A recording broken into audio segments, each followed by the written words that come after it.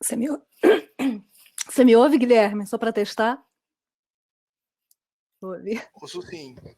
Tudo bem com você, Então, tá. Patrícia? Tá me ouvindo bem Vou também? fechar. Estou te ouvindo. Tudo certo, então. Estou vendo que a Leandra entrou, mais gente entrando. Beleza. Eu vou deixar... Eu desligo o microfone e a câmera ou só o microfone? Só o microfone. A Eugênia falou que a Ok. ideia é estarmos todos aparecendo sempre. Perfeito.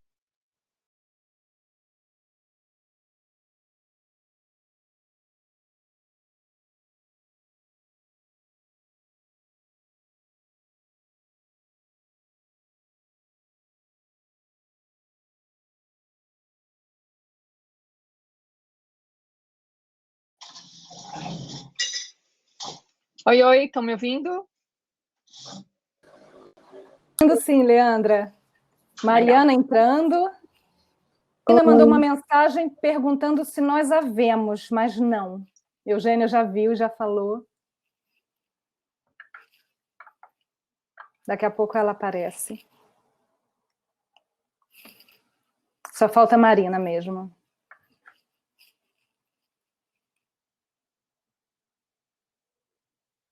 Ô, Paty, a gente fica o tempo todo no stage ou quando cada um está falando vai mudando ou a sala fica Não. assim aberta como a gente está vendo agora? Ontem, Eugênia, já não lembro se foi nessa ou no outro painel, mas eu lembro que ela tinha falado que era para todo mundo ficar aparecendo. Eugênia, se você me ouve e eu estiver errada, mas pelo que eu lembro, estamos todos com a câmera aberta.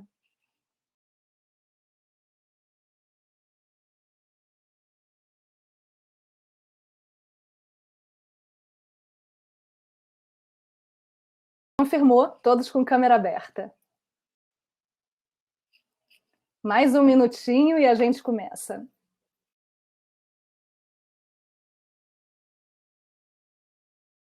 Legal, boa sorte para a gente, então.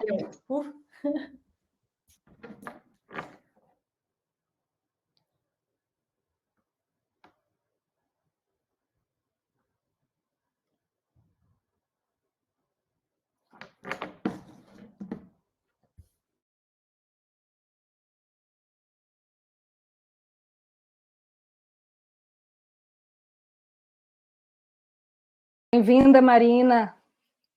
Estamos todos já, então. Dá mais um minutinho. No meu relógio já são 12:30. No de vocês? Também. Então vamos, que o tempo é curto. Boa tarde, bem-vindos a todos vocês. E que honra para mim abrir o primeiro painel brasileiro da também primeira conferência virtual da Sustainable Ocean Alliance na América Latina. Meu nome é Patrícia Furtado de Mendonça, eu sou fundadora da Aquamater, que é uma organização que promove a nossa reconexão com o oceano. E eu sou também multiplicadora de impacto da Rede Brasil do Pacto Global. Mas aqui, como mentora da SOA, é que eu quero convidar vocês a mergulhar conosco no oceano da política brasileira. Bom, a pandemia tirou o foco da crise climática e eventos importantes ligados à ONU foram adiados e ainda não temos a certeza de quando eles vão, de fato, acontecer. Nós temos a Conferência do Oceano, a próxima COP, a Convenção da Biodiversidade, que é a CDB, que é muito importante, ainda mais considerando que as metas de Aichi não foram alcançadas e que a legislação internacional relativa aos fundos marinhos, que foca na mineração, deixa a nossa biodiversidade marinha descoberta.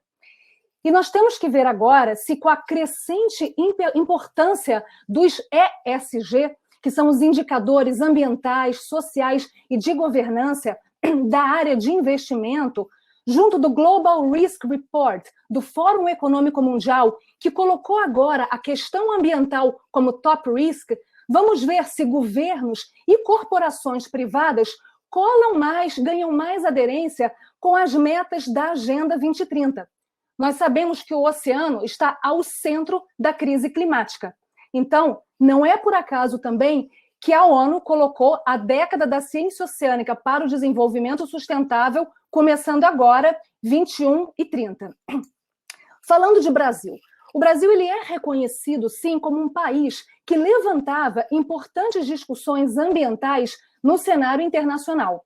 Nós sediamos aqui a Rio 92, a Rio +20, tivemos papéis super importantes nas várias conferências do clima.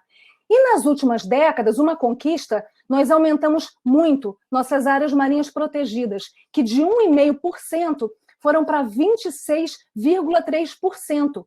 E também foram criadas várias reservas extrativistas, as RESECs, em inúmeras regiões costeiras. Portanto, houve avanços, sim.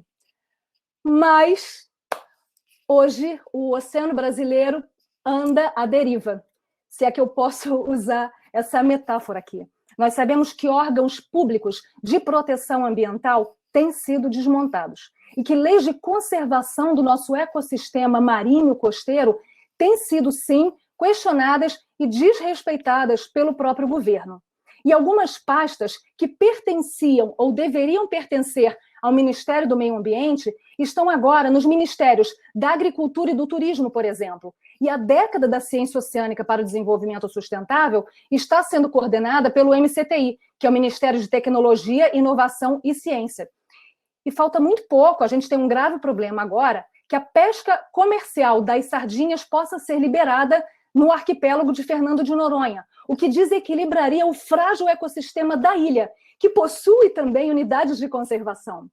E sabemos que a sobrepesca e a pesca ilegal estão entre os maiores desafios do oceano no mundo. E falando de Brasil, há uns 10 anos não temos estatísticas pesqueiras. E já temos também mais de 160 espécies marinhas ameaçadas. Falamos de aves, de tartarugas, mamíferos, vários peixes, tubarões e raias no top trend dessa lista, né? E lembrando também que nós ainda não conhecemos, não sabemos o que vai acontecer, quais serão os efeitos do derramamento de óleo do Nordeste daqui a 10, 15 anos. Lembrando, por exemplo, que ele atingiu uma reserva como a Brolio, que já tinha sido impactada pela lama da Samarco. Tivemos cortes orçamentários para pesquisa científica. E a sociedade não tem se envolvido muito nos temas ligados ao oceano. É verdade que é muito mais impactante e forte visualmente, porque, por exemplo, nós vemos a floresta queimando, mas não vemos os corais embranquecendo no fundo do mar. Então fica o desafio que é como fazermos as pessoas enxergarem a vida que existe sob a superfície da água. Como a gente faz para jogar os holofotes para o nosso oceano, tendo o apoio da política para isso? E agora a gente tem um desafio aí na frente, vamos ver também como o Brasil vai se posicionar em relação ao Acordo de Paris depois da derrota das eleições americanas, né, de Donald Trump. Enfim, muitos temas, e nós vamos ter agora um painel muito diversificado, com pessoas que atuam transversalmente no governo, na academia, no terceiro setor e em contato direto com a sociedade civil. E temos também duas jovens líderes do oceano, brasileiras, mas que também atuam internacionalmente. Mas eu queria sair desse foco mais global e chegar até vocês com exemplos mais concretos. E cada um dos nossos convidados vai nos contar um pouco como tem se articulados através de suas organizações e projetos em meio a alguns desses temas. É verdade que vão ser mais provocações do que apresentações devido ao pouco tempo, mas a gente quer mesmo é deixar vocês com mais perguntas do que respostas, o que é ótimo, né? Provoca a gente para andar para frente. E agora vamos começar. Eu queria convidar para o nosso palco virtual Marina Porto. Marina ela é economista com mestrado em economia ambiental e de recursos naturais na Dinamarca. É empreendedora interessada no desenvolvimento sustentável com foco em inovação ambiental e políticas que tratam dos desafios ligados às mudanças climáticas. Ela é também vice-presidente do IPAC, que é a Youth Policy Advisory Council da Sustainable Ocean Alliance. Então, Marina, bem-vinda. E a pergunta que eu lanço agora para você é: como economista brasileira e especialista em temas ligados à gestão de resíduos também, eu queria que você falasse um pouco sobre o conceito da responsabilidade estendida do produtor e também sobre a sua aplicabilidade no Brasil, ou seja, como a nossa legislação se coloca diante desse desafio tão urgente no panorama da economia circular e visando a proteção do nosso oceano. É com você. Boa tarde, pessoal. Boa tarde, Patrícia. Muito obrigada pela pergunta. É um prazer estar aqui com vocês hoje. Bom, para quem não conhece, o termo de responsabilidade estendida do produtor quer dizer que quem coloca o produto no mercado é o responsável pelo gerenciamento e descarte desse produto, por meio de logística reversa. Então, no Brasil, a gente tem a Política Nacional de Resíduos Sólidos, a PNRS, que foi instituída em 2010, e o que ela traz de novo é que ela coloca uma responsabilidade compartilhada. Então, antes, as pessoas e o governo eram os únicos responsáveis pela gestão dos resíduos. E nessa novidade da Política Nacional, ela coloca os produtores também como responsáveis, por meio de acordos setoriais, onde o governo faz parcerias com os produtores, né, setoriais de material, para determinar como, quanto e onde vão ser recolhidos esses resíduos. Então, como funciona? Os produtores pagam uma taxa referente ao que eles colocam no meio ambiente de resíduo. Então, por exemplo, se eu for uma produtora de geladeira e coloco 10 geladeiras no mercado, eu vou pagar uma taxa relativa a isso, para que lá na frente as cooperativas de reciclagem consigam recolher esse resíduo e reciclar de forma correta. E em economia, a gente chama isso de incentivo econômico, porque além de estar retirando esses materiais do meio ambiente, reduzindo o que a gente chama de externalidade negativa, você está também dando incentivos para os produtores reduzirem a quantidade de materiais que eles usam. Porque quanto menos material você usar e colocar como resíduo no mercado, menos você vai pagar de taxa, então é menos custo para você. Então é aí que entra a parte econômica. No Brasil, a gente já tem essa regulação vigente para embalagens, óleo lubrificante, embalagens de agrotóxico, baterias, lâmpadas, e esse ano, em fevereiro, fevereiro de 2020, foi assinado um decreto, o Bolsonaro assinou com o ministro Ricardo Salles, para a logística reversa de eletrônicos. E por que isso tem importância quando a gente fala de oceanos e a vida marinha, né? Por dois principais motivos.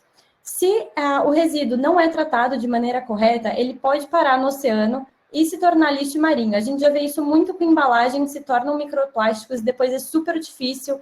Primeiro, a gente não tem dados de onde esses microplásticos estão e também é super difícil de recolher eles do mar.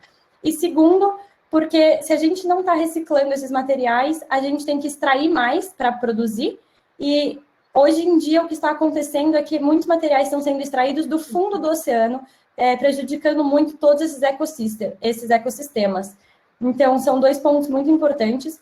E na Política Nacional de Resíduos Sólidos, a meta de reciclagem é muito baixa. Então, por exemplo, para a embalagem, a meta é de reciclar 22%, o que é relativamente baixo, perto da quantidade que a gente está falando. E quando a gente compara com políticas de outros lugares, por exemplo, a União Europeia ou alguns países específicos também da Europa, esse número é baixo, o que significa que, mesmo que ele possa ser economicamente eficiente, no sentido de reciclagem é muito caro, então reciclar pouco faz sentido financeiramente, mas é totalmente desalinhado com objetivos de entrar numa economia circular, de ter uma sociedade lixo zero.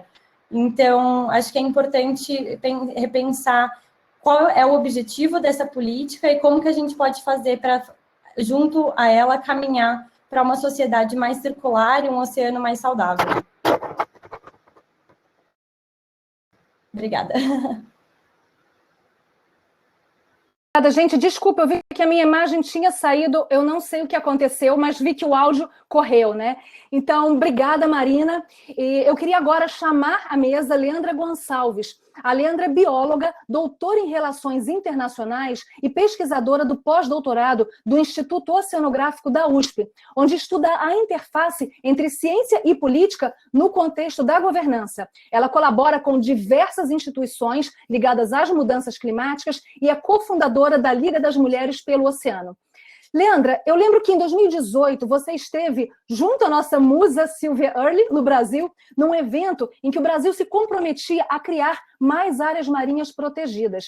E eu queria que você falasse um pouco sobre a atual situação da famosa Lei do Mar e se ela nos ajudaria a evitar permissões desenfreadas para a sua exploração de minérios e de petróleo em nosso solo marinho. Legal, olá a todos e todas. Obrigada, Paty, pela introdução. É um prazer estar hoje participando aqui desse painel sobre o Oceano da Política Brasileira. E embora a gente tenha pouco tempo, eu vou tentar ser bem sucinta aqui. A Lei do Mar, como ela é conhecida popularmente, né, na verdade é a Política 6969, apresentada no Congresso Nacional em 2013. E o nome extenso dela, bastante complexo, é Política Nacional para o Uso e a Conservação do Bioma Marinho. E que ao longo do seu processo de tramitação, que para os seus 7 anos, esse nome também pode sofrer modificações e ajustes, que é inclusive uma característica do processo legislativo brasileiro, né? Que essa lei vá sendo construída, agregando mais participações, mais setores e vá sofrendo, então, modificações e adaptações. A Lei do Mar, ela tramita desde 2013, vem passando por diversas comissões, e ela não é uma lei, um instrumento de comando e controle. Então, indo bem diretamente na sua pergunta, ela não vai proibir a exploração de minérios ou a exploração de petróleo e gás. Ela é uma lei principiológica. Ela traz para os instrumentos que já existem, né, para a legislação aplicável à zona costeira e à zona marinha, princípios importantes de gestão, como, por exemplo, o princípio da gestão integrada. Porque hoje o cenário que a gente tem no Brasil são de diversos instrumentos que datam desde 1988, com a Constituição Federal Brasileira, mas que são setorizados, fragmentados. Então, a gente tem uma lei da pesca, uma lei para petróleo e gás, uma lei de portos, um plano de áreas marinhas prioritárias à conservação, unidades de conservação marinha nos seus diversos espectros, nas suas diferentes definições, e esses instrumentos normativos, em sua maioria das vezes, não se conversam, ou são implementados por diferentes organizações. Então, a gente não consegue olhar para a nossa Amazônia Azul, para a nossa zona costeira e marinha brasileira de uma forma integrada. E hoje a gente sabe, com o avanço da ciência, que tudo que ocorre na zona costeira e marinha tudo que ocorre na zona costeira impacta o ambiente marinho. E o que ocorre no ambiente marinho também impacta a zona costeira. Inclusive, atividades que ocorrem na zona continental também impactam a zona costeira, que também impactam a zona marinha, que é, por exemplo, a discussão super relevante no Brasil sobre a questão das bacias hidrográficas, que tem uma relação de interdependência com a nossa zona costeira. Então, esses temas que são extremamente relacionados no ambiente natural, né, que trazem, que demonstram essa dinâmica, né, essa interdependência da zona costeira e marinha e da zona continental, não são refletidos nos nossos instrumentos regulatórios. Então, a Lei do Mar, ela vem assim, eu digo, sempre uso essa figura de linguagem, ela é como se fosse uma coluna vertebral para integrar esses instrumentos e aprimorar questões que podem ter sido grande avanço em 88, mas hoje, quase 30 anos depois, já podem ser adaptados. Então, trazer instrumentos como planejamento espacial marinho, gestão costeira integrada, instrumentos de participação, né? A gente vem vindo aqui nos últimos meses sofrendo um grande desmonte da legislação ambiental brasileira, extinção de muitos espaços de participação. A Lei do Mar vem um pouco para integrar e resgatar, trazer a sociedade brasileira para a mesa de discussão sobre o futuro do oceano, que não podia deixar de ser mais oportuno, né, quando o mundo começa a discutir a década da ciência oceânica para o desenvolvimento sustentável. Então, a ideia é um pouco isso, integrar a gestão do mar brasileiro e trazer a sociedade para a mesa de discussão. Eu acho que eu já estou no limite do meu tempo, mas eu fico aqui à disposição para maiores esclarecimentos sobre a Lei do Mar. Obrigada, Leandra. Eu estou com um problema no compartilhamento de tela, gente, então eu vou seguir assim, eu acho que vocês não estão me vendo. Seguindo, então, eu queria agora chamar à mesa o Henrique Quefalais. Ele é oceanógrafo e mestre em ciência ambiental. É coordenador executivo do Instituto Linha d'Água e atua na perspectiva da etnoconservação do sistema costeiro e marinho, trabalhando com diferentes setores da sociedade, integrando redes e colegiados voltados à gestão inclusiva e participativa. A pergunta, Henrique, é a seguinte: como poderíamos engajar mais a sociedade civil, os próprios cidadãos, em políticas ligadas ao oceano, principalmente em relação ao planejamento espacial marítimo? A nossa sociedade tem contribuído pouco, e isso se deve à falta de interesse ou de meios. Qual a sua opinião? O que podemos fazer? Boa tarde a todos e todas, é um prazer estar aqui com vocês, obrigado pela apresentação, Patrícia, é um prazer estar nessa mesa com colegas tão engajados com a perspectiva aí da conservação do sistema costeiro marinho. Bom, para responder essa pergunta em 4 minutos é um grande desafio, né? Mas eu vou tentar trazer alguns elementos aqui que estão fundamentados na nossa perspectiva de atuação, sobretudo aqui na região sudeste do país, mas também com uma compreensão do que acontece no país como um todo, né? De fato, eu acredito que são os 2 fatores que contribuem para isso, né? Tanto uma perspectiva de que a sociedade civil organizada no Brasil ainda carece de um melhor conhecimento acerca dos mecanismos que são possíveis para exercício dessa participação, mas eu acredito que, se a gente fosse colocar numa escala de relevância, a dificuldade com que a gente precisa, as dificuldades que a gente tem que superar para poder participar desses espaços, elas são tremendamente grandes e inibidoras dessa participação da sociedade civil, né? Isso porque existem elementos burocráticos muito grandes que vão desde a instituição de associações, organizações, ONGs, enfim, o cumprimento legal para que essas organizações possam estar dentro dos espaços previstos, até o que a gente tem vivido agora, recentemente, o fechamento desses espaços, né? Então, a gente tem passado por um sistema de reestruturação do CONAMA que retirou as cadeiras da sociedade civil, a gente tem passado por um sistema de desmonte do GI-GERCO, que é o Grupo Intersetorial do Gerenciamento Costeiro, a gente tem passado por um processo de cada vez menos reuniões dos conselhos das unidades de conservação costeiras e marinhas, né? Então, isso se dá por uma dificuldade orçamentária, por um desmonte dos sistemas ambientais, seja a nível federal, seja a nível estadual, e, portanto, isso reflete no número de reuniões e oportunidades para que a sociedade civil esteja junto e protagonizando esses espaços, e também por um processo de que, às vezes, mesmo quando é dada a possibilidade de participação nesses espaços, as definições já vêm tomadas em outras instâncias, como muito recentemente agora a gente viu a aprovação de um plano setorial dos recursos marinhos no Brasil, onde se pergunta onde esteve a sociedade civil nesse processo de construção desses mecanismos, e não só no de agora, mas de outros planos também anteriores, né? Então, o que acontece é que muitas vezes a gente tem essas definições tomadas em instâncias superiores, em que é muito utilizado o argumento dos interesses estratégicos ou da soberania nacional para a tomada de decisões estanque, sem consulta à sociedade civil, e que depois a definição já vem tomada para as instâncias participativas e a gente tem que se virar do jeito que dá para poder entender da onde vêm essas decisões e quais são os mecanismos que a gente pode confrontar essas decisões ou muitas vezes tentar reverter esses processos nas instâncias territorializadas, digamos assim. E aí é importante deixar evidenciado que o planejamento espacial marinho no Brasil não é uma política estruturada em torno de um determinado conselho ou outro, por mais que a gente tenha um GT de uso compartilhado do ambiente marinho, que ainda não está bem engrenado e ainda não tem uma ampla perspectiva de participação da sociedade, mas sim é um conjunto de instrumentos, né, como eu mencionei, do gerenciamento costeiro, das unidades de conservação, das bacias hidrográficas, enfim, dos conselhos municipais de meio ambiente, dos comitês de gestão da Orla, né, que é do projeto Orla, que agora está sendo reestruturado, de certa forma, a partir da perspectiva da gestão municipal das praias, né? Então, a gente tem diversos espaços em que podem ser exercitados essa perspectiva do planejamento espacial marinho.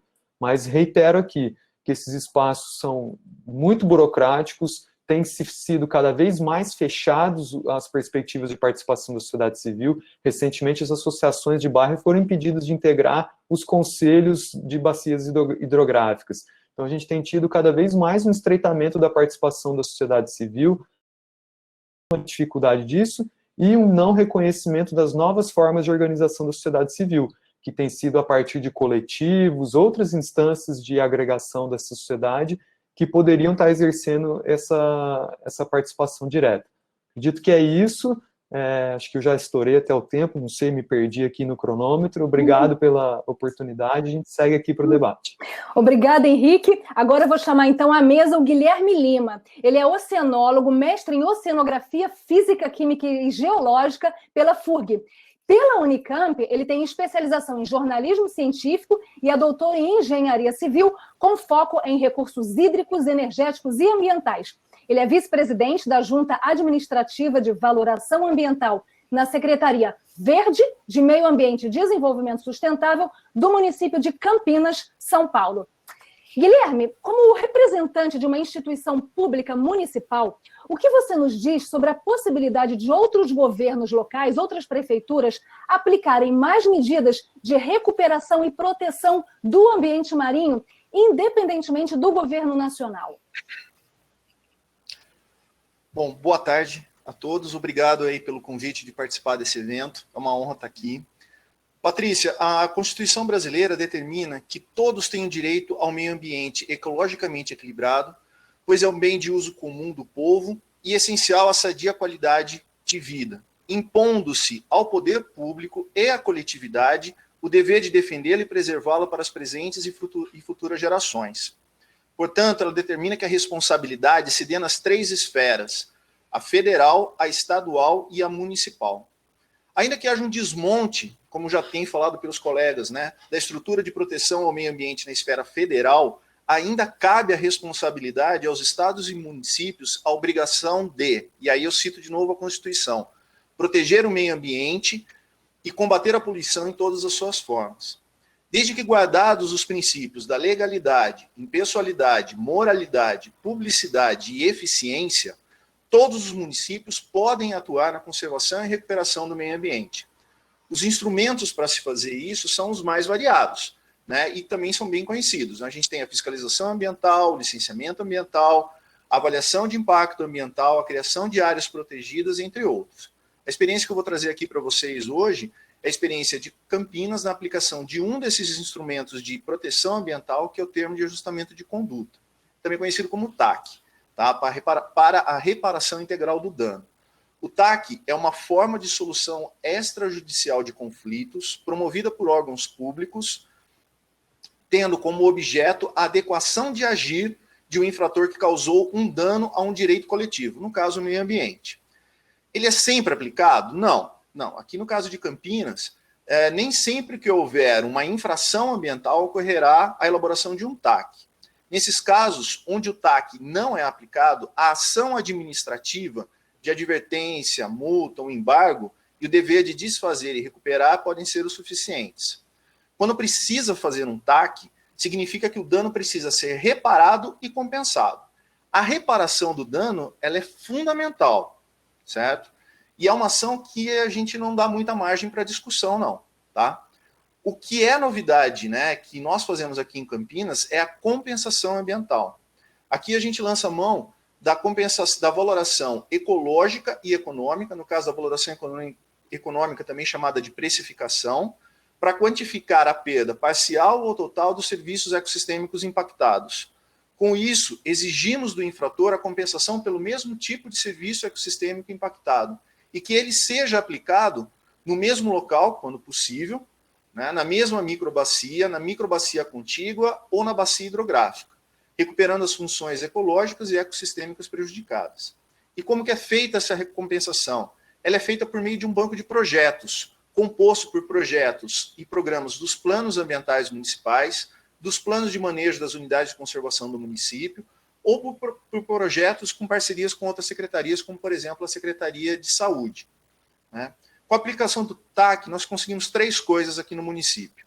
Primeiro, recuperar o dano ambiental. Segundo, compensar o mesmo serviço ecossistêmico que foi impactado.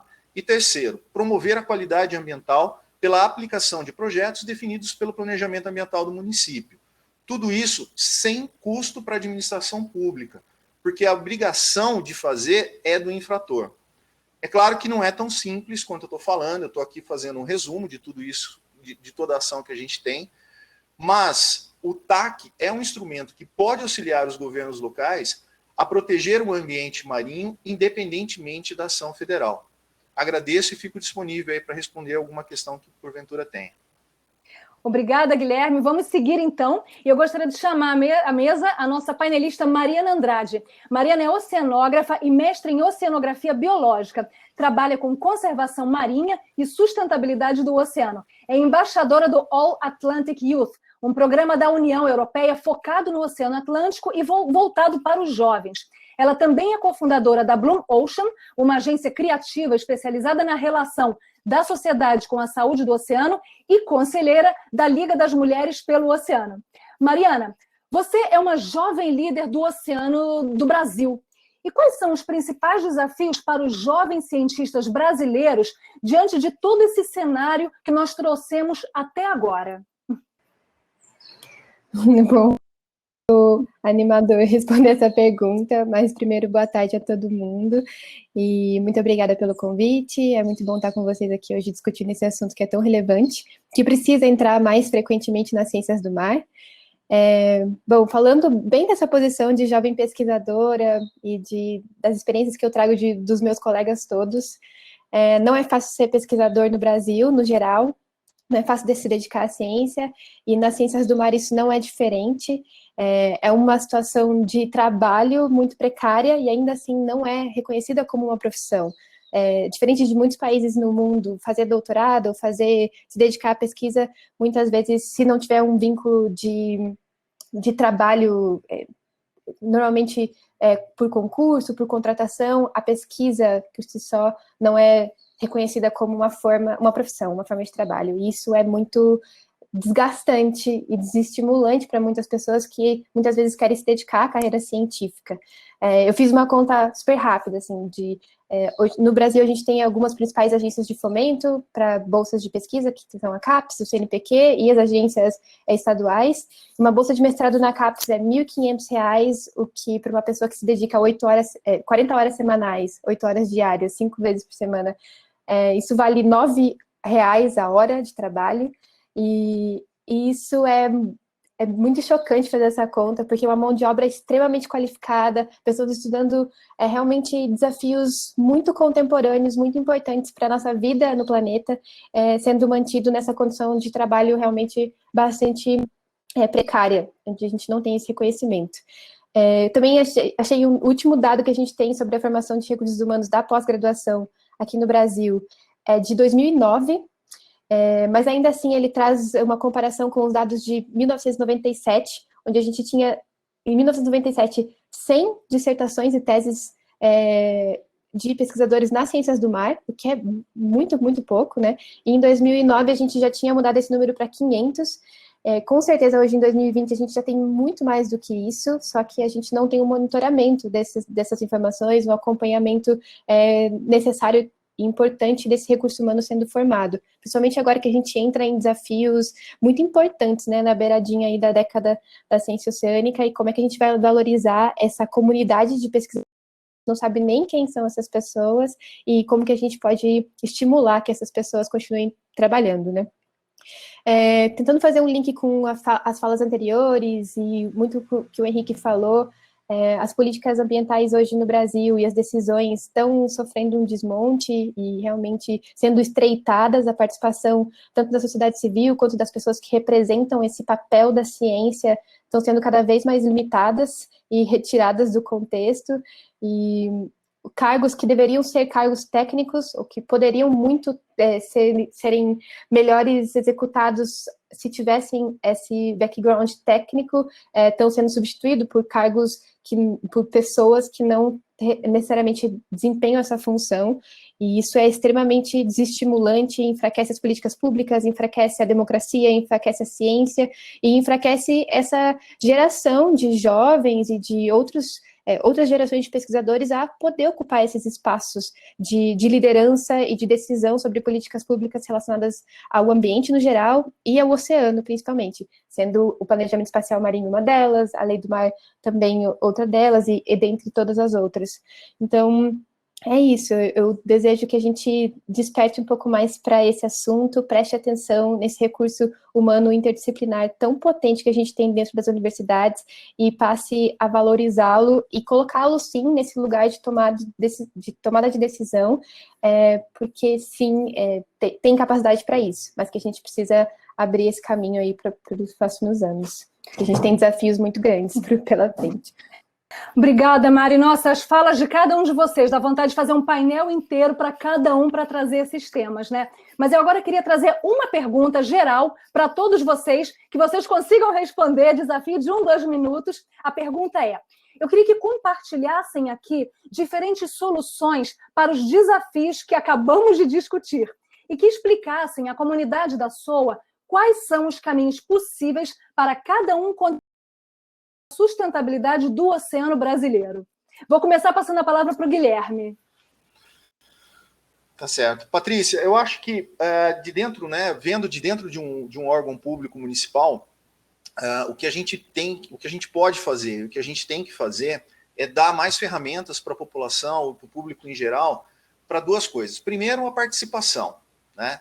Então, já respondendo um pouco da pergunta da da Beatriz, desculpa a intimidade, mas respondendo já um pouco da resposta da Bia, a população já participa dos TACs na elaboração dos planos ambientais, né, dos planos de manejo e nos conselhos municipais. Então, garantindo a participação da população nesse planejamento do município, nesse planejamento ambiental do município, né, você já é uma forma de você garantir que a população vai poder participar e vai usufruir desse banco de projetos que a gente tem. E a outra forma é uma fiscalização ativa, por meio de uma transparência, né? Por exemplo, a gente criou, que foi uma demanda da população, a gente criou um portal de mapas, né, onde estão todas as informações ambientais espacializadas para o público e os programas dos planos com as fichas. Então, eles podem acompanhar como está sendo feito, o quanto está sendo feito e aonde o dinheiro está sendo publicado. Então, por meio da participação e da fiscalização. E de um outro lado, uma outra frente, seria a melhor capacitação do corpo técnico dos municípios, né? Seja por meio de cursos, seja por meio de infraestrutura como equipamentos e pela informatização. Então, eu acredito que é tanto o desafio quanto a solução. Trazer a população, né, para mais próximo da administração pública e também capacitar mais os técnicos para que consiga dar esse suporte para a população de forma a tomada de decisão ser mais eficiente, mais eficaz e mais direcionado para questões ambientais. Leandra, passo a palavra para você. Legal, eu concordo com o Guilherme, eu acho que um dos principais desafios é, de fato, a participação, e acho que esse tema foi bem coberto e apresentado também pelo Henrique. Eu acrescentaria mais um tijolinho nesse desafio, já linkando com a pergunta que o Guilherme fez aqui no chat, sobre a implementação das unidades de conservação.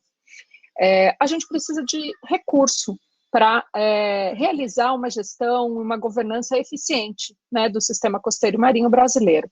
E a gente vem sentindo, né, e notando, avaliando uma queda bastante grande, significativa, no orçamento voltado à implementação de unidades de conservação. E isso traz um grande desafio. Esse é um desafio também para a Lei do Mar, porque desde o início vem se tentando incluir na Lei do Mar um artigo que é um fundo, chamado Fundo Mar, que poderia compilar, né, agregar recursos de diferentes fontes para, então, garantir a implementação desse instrumento de lei. E também poderia garantir a implementação de unidades de conservação. E implementação aqui falando num espectro bem amplo, capacitação de gestores públicos, infraestrutura, né? Muitas unidades de conservação marinha não têm sequer um barco para fiscalização, que foi um dos desafios apontados pelo Guilherme. Então, assim, os desafios são gigantescos e a gente precisa de recurso para fazer essa implementação. Mas é um desafio também isso, para ter isso num instrumento de lei. Porque como a Lei do Mar é um instrumento do legislativo, é difícil a gente criar atribuição financeira para órgãos do executivo. Então, desde que a lei existe em 2013, a gente está buscando qual é o melhor texto para colocar, para poder se criar um fundo sem criar um vício de iniciativa, que é como chamado no processo legislativo, que é quando o poder legislativo cria uma atribuição orçamentária para o poder executivo. Então, eu diria assim que, entre os desafios, para além da fiscalização, para os espaços de participação da sociedade, a gente precisa garantir recurso para a implementação de ações voltadas à gestão costeira e marinha brasileira, que vem sendo cada vez mais parco e incipiente para o tamanho do desafio que a gente tem à nossa frente. E Mariana, o que você nos diz? Não sei se eu posso apontar algumas soluções, mas eu gostaria de dar algumas dicas e recados. A gente passou aí por 2020, está passando ainda, né, por um ano tão complexo para todo mundo, para a humanidade como um todo, mas especialmente para o meio ambiente, no geral. Os cortes das bolsas de pesquisa foram muito chocantes e vieram nessa surdina aí de todos esses outros desafios que a gente já estava vencendo nesse período. Eu desejo que a gente cobre mais, fale mais sobre isso, discuta mais entre nós e se fortaleça como comunidade que pode levantar realmente uma demanda e uma voz como parte da sociedade que quer que as decisões sejam baseadas na ciência. E um outro recadinho, que daqui a pouco a gente vai passar pelo segundo turno das eleições municipais no Brasil, em muitas das cidades, então escolham bem as pessoas que vão gerir suas cidades e que essas pessoas levem a pauta ambiental, levem pautas socioambientais no geral e que valorizem esse Brasil tão rico que a gente tem e as pessoas que moram nele. Obrigada, Mari. Henrique, a palavra é tua. Bom, é bom falar mais para o fim, né? Porque fica fácil, o pessoal já vai colocando os elementos fundamentais, né? Eu estou de acordo também com essa perspectiva de um fortalecimento da participação, essa necessidade de recursos e que isso esteja previsto nos orçamentos, né? Porque fica muito capenga quando a gente vincula a atribuição do recurso a uma doação, a parceria público-privada, etc., porque já começa a desvirtuar o objetivo central, que é a conservação desses espaços, a promoção do cuidado com o bem público, né? Então, esse tipo de perspectiva começa a se perder quando a gente começa a abrir demais essas perspectivas. A gente entende que essas perspectivas de financiamento são importantes, mas elas são complementares, elas jamais podem substituir o orçamento público que está voltado ao bem-estar de todos nesse processo, né? Então, essa é uma outra perspectiva. E o que a Mariana colocou vai muito de acordo com aquilo que a gente acredita mesmo, que é esse processo cooperativo da sociedade, né?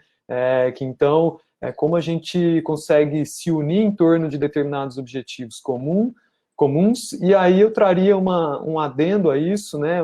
A essa perspectiva de cooperação, que está na hora da gente fazer um olhar, a gente já vem fazendo isso, pelo menos nos últimos 20 anos, que é uma perspectiva de reparação daqueles que foram deixados para trás nesse processo de desenvolvimento da nossa sociedade. A gente precisa pegar essas pessoas que foram deixadas para trás e dar oportunidade para que elas possam ser os protagonistas nesse processo, né? E que nós, que somos dotados de inúmeros privilégios, possamos ser os agentes de retaguarda, para garantir que aqueles que não têm as condições não fiquem para trás, a gente consiga incluir todos nesse processo e consiga dar autonomia, protagonismo, a liderança desse processo para aqueles que estiveram sempre numa posição de subjugados, de menos favorecidos. Então, acredito que, tendo esse olhar associado a tudo que já foi colocado, eu acho que a gente pode avançar nesse sentido. Henrique, agora então, o desafio da Marina. Uau, bom, concordo com tudo que vocês falaram, que a gente precisa melhorar investimento, participação, cooperação, educação, tem bastante desafio, principalmente na parte de política e desenvolvimento, mas eu queria puxar um pouquinho no que o Henrique acabou de falar da questão de protagonismo e falar um pouquinho do trabalho que a gente faz no YPAC, né, no Youth Policy Advisory Council da Sustainable Ocean Alliance. Nós somos um grupo de 15 jovens do mundo todo trabalhando justamente para trazer informação sobre assuntos dos oceanos, e tem uma parte também de lobby, de políticas e de construção em si de políticas públicas com um olhar jovem, que a gente pretende e tenta levar ao máximo para discussões a nível mais elevado de política, tanto municipal, estadual e federal no mundo, né? Que as pessoas são bem diversas. Então, é um pouco de como que você pode se engajar em organizações e tentar trazer o máximo de ações efetivas, não apenas dependendo do que o governo vai fazer. Concordo que tem que votar super consciente, aproveitando esse momento de eleição, e puxando um pouco também para a parte de economia circular, o que cada um pode fazer em casa a todo momento, é a questão de reciclagem, reusar, garantir que nossos recursos não estão sendo desperdiçados, não estão indo para onde eles não devem, e cuidar da saúde do nosso meio ambiente, do oceano, todo dia dentro da nossa casa. Então, acho que isso é uma coisa fácil que todo mundo pode fazer. Marina, temos ainda 3 minutinhos. Chegaram algumas perguntas pelo chat. Uma do Guilherme já foi respondida pela Leandra. Tem 2 perguntas da Beatriz Matiuzzo. Eu vou passar a que ela fez para o Henrique. Como podemos fortalecer a participação quando, em casos como você mencionou, entidades de bairro estão sendo barradas dos processos? Quem cobrar nesses casos? Bom, um dos poucos instituições que a gente ainda pode se segurar no país atualmente estão os ministérios públicos e as defensorias públicas, né? Então, acredito que esses são espaços que a gente deve cada vez mais zelar, fortalecer na medida do incentivo da sociedade, do reconhecimento desse trabalho. Então, acho que um dos caminhos é justamente esse, né? Sempre que for evidenciado for negado a possibilidade de participação, esses órgãos devem ser acionados, porque eles existem justamente para atender esses interesses da sociedade como um todo, mas sobretudo com esse foco naqueles que têm menos condições de poderem requerer esses espaços de participação. Então, acredito que esse é um dos caminhos. E, por outro lado, exigir que dentro das políticas que se instituem, que se constroem, haja previsão orçamentária para a promoção da inclusão desses atores, né? Então, a gente vê, por exemplo, os processos de construção de planos de manejo, muitas vezes eles estão muito focados quando há recursos públicos, focado em levantamentos técnicos, subsídios técnicos, etc., e há muito pouco recurso destinado à promoção da participação social. Então, a gente precisa cobrar que esses recursos sejam utilizados também nesse sentido, e sempre estar acionando essas instituições que zelam justamente por isso, como eu mencionei, os Ministérios Públicos e Defensorias Públicas, para que possam exercer a cobrança também sobre os órgãos executivos para a inclusão desses grupos. Henrique, temos só mais 1 minuto, tem mais perguntas chegando. Uma eu diria que a Marina já respondeu, uma pergunta da Cacilda perguntando o que nós podemos fazer no nosso dia a dia, e tinha chegado aqui uma pergunta da Beatriz Vinha sobre pesca artesanal. Eu convido vocês, então, pelo tempo, a lerem a pergunta e pegá-la como reflexão pessoal, tanto os painelistas quanto quem está discutindo, porque, de fato, foi outro tema que a gente não teve a chance de aprofundar. Mas é o primeiro painel. Eu queria convidar vocês, inclusive, a seguirem para o próximo painel brasileiro que nós vamos ter agora, que é a Aliança Jovem do Brasil pela Sustentabilidade do Oceano. Então, toda essa discussão da política, a mobilização dos jovens, pensando em como agir diferente amanhã, e vamos ver no próximo painel o que os nossos jovens da Rede SOA Brasil, que está se formando agora, tem a nos dizer. Então, com isso, eu agradeço as perguntas, a participação de vocês, agradeço muito a organização da Eugênia Barroca e os nossos queridos painelistas, que em tão pouco tempo conseguiram, de forma sintética e objetiva, trazer um pouco, abrir essas janelas para esses vários desafios que nós temos no oceano da política brasileira. Então, obrigada, até a próxima e fiquem conosco. Obrigada, tchau, Obrigado. tchau. Pessoal.